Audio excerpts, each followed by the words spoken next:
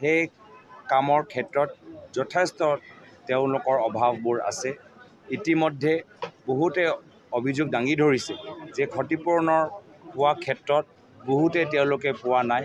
আৰু লগতে আজি PUP ক্ষেত্ৰত আমাৰ স্থানীয় ৰাইজে বহুত গুৰুত্বপূৰ্ণ অযুক্তিপূৰ্ণ কথাখিনি ক'লে। কিন্তু আমি দেখা পাইছোঁ যে কেন্দ্ৰ চৰকাৰ NHIDCL তেওঁলোকে মাত্ৰ ডাঙৰ ডাঙৰ ঠিকাদাৰৰ কথাবোৰ শুনে, টেণ্ডাৰৰ ওপৰত টেণ্ডাৰ কৰি থাকে।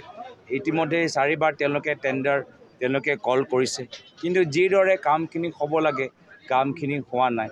তো বহুত অভিযোগ আছে। কেন্দ্ৰীয় মন্ত্ৰী যদিও কৈছে যে অহা ফেব্ৰুৱাৰী মাহত তেওঁলোকে কামখিনি সম্পূৰ্ণ কৰিব, ইতিমধ্যে আমি ৰাস্তা দেখা পাইছোঁ, বালি কেনেকৈ তেওঁলোকে পেলাই থৈছে আমি দেখা পাইছোঁ। তেওঁলোকে এটা ভাল কোৱালিটি থকা হাইৱে জাইপথ আমাক দিব পাৰিব, ইয়াৰ মোৰ সন্দেহ। তথাপিও যদি সঁচাকৈ তেওঁলোকে এটা কোৱালিটি আমাৰ 4-লেনীয়া ঘাইপথ তেওঁলোকে দিব পাৰে, তেতিয়া মই নিজে তেখেতৰ ওচৰত গৈ গামোচা পিন্ধাম, এয়া কথা মই তেখেতক কৈ আহিছোঁ। NHIDCL ওপৰত তদন্ত হোৱা বিচাৰোঁ। NHIDCL বিষয়াসকল অসমত আহি ভাবিছে যে তেওঁলোকৰ ওপৰত কোনো চকু নিদিয়ে, স্থানীয় প্ৰতিনিধিসকলে মাত নামাতে, ৰাজ্য চৰকাৰ মাত্ৰ ঠিকাদাৰৰ কথাবোৰ শুনে। আৰু সেইকাৰণে বহুত বছৰ তেওঁলোকে নিজৰ মন মানি তেওঁলোকে কৰিলে, নিজৰ মনৰ ইচ্ছামতে তেওঁলোকে কাম কৰিলে।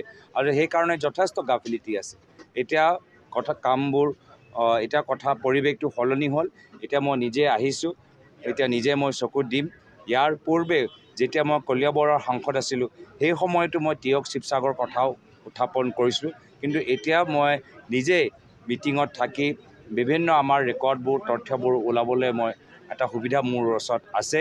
আৰু মই কৈছোঁ যে ছইল কোৱালিটিৰ ক্ষেত্ৰত যি ধৰণে তেওঁলোকে ছইলবোৰ পেলাই আছে, ছইল এনালিচিছ কৰা নাই, যি ধৰণৰ মাটি তেওঁলোকে পেলাই আছে, যি ধৰণে তেওঁলোকে কামখিনি কৰি আছে, সেইটোৱে প্ৰমাণ কৰে যে NHIDCL বাস্তৱভাৱে আমাক উত্তৰ পূৰ্বাঞ্চলৰ মানুহক সহায় কৰাৰ বাবে নহয়, NHIDCL উত্তৰ পূৰ্বাঞ্চলৰ মানুহৰ পৰা পইচা কেনেকৈ লুটিব পাৰে, লুণ্ঠন কৰিব পাৰে, তেওঁলোকে তাতে ব্যস্ত।